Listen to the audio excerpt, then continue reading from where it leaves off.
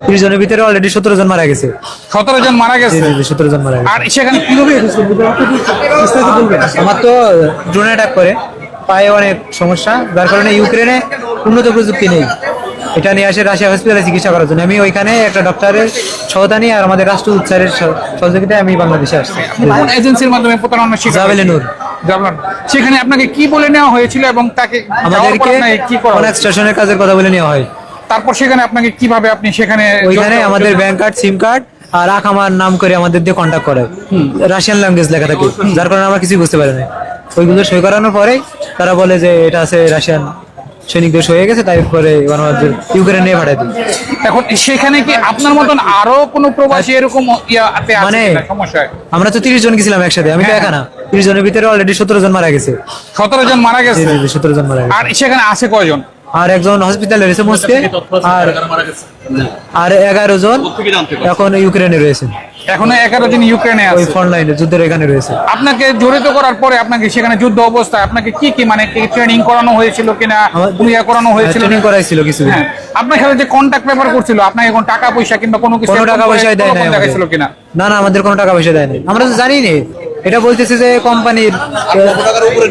কোম্পানির স্বাক্ষর। তারপরে মূলত পালি কিভাবে আমার তো ড্রোন অ্যাটাক করে পায়ে অনেক সমস্যা, যার কারণে ইউক্রেনে উন্নত প্রযুক্তি নেই। এটা নিয়ে আসে রাশিয়া হসপিটালে চিকিৎসা করার জন্য। আমি ওইখানে একটা ডক্টরের সহায়তা নিয়ে আর আমাদের রাষ্ট্রদূত স্যারের সহযোগিতায় আমি বাংলাদেশে আসছি।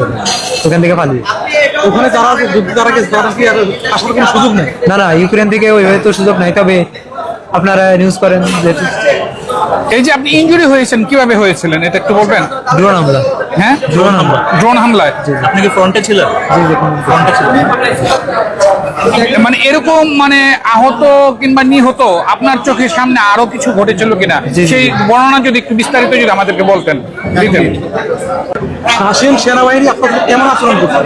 প্রচন্ড অত্যাচার করতো আমাদের উপরে। আমাদের উপরে মারধর করতো, খেতে দিত না, এমনকি রাত্রে ঘুমাইতেও দিত না। যে এজেন্সি আছে সেই এজেন্সির বিষয়ে কি ব্যবস্থা নেবেন? আমি চাই যে এর সুস্থ বিচার হোক। আর এমনকি আমার সাথে যে 30 জন আমরা গেছিলাম, 29 জন এখন ওইখানে রয়েছে, 17 জন তার ভিতরে মারা গেছে। এদের নিয়ে আসার ব্যবস্থা করুক। আর এদের প্রতিটা ফ্যামিলির অবস্থা খুবই খারাপ। আমরা 8,30,000 টাকা করে দিয়ে গেছি। আর এমন এমন ফ্যামিলি আছে যে যার শুধু মা আছে, বাবা নেই, আবার ফ্যামিলিতে একজনই শুধু মারা গেছে। এখন তার মা কি করবে? এই যে আমার পায়ের অবস্থা, আমার আব্বু 2বার হার্ট ব্লক করা রোগী, কাজ করতে পারে না, যার কারণে আমি 21 বছর বয়সে রাশিয়ায় গেছি বিদেশে। কিন্তু এই যে আমার এই অবস্থা, আমার ফ্যামিলি কিভাবে চলবে? বাড়িতে চাল কিনা টাকা পর্যন্ত নেই। সরকার এই বিষয়ে কি ব্যবস্থা নেওয়া উচিত আপনার মনে হয়? সরকারের উচিত আসলে আমাদের এই যে 30 জনের সাথে প্রতারণা হয়েছে, এমন যাতে না হয়। আর আমরা যেভাবে ক্ষতিগ্রস্ত হয়েছি, এর একটা ব্যবস্থা নেই, যাতে 30 জনের ফ্যামিলি আবার ঘুরে দাঁড়াতে পারে। আর এই যে যারা মারা গেছে, এদের জন্য কোনো ব্যবস্থা করে।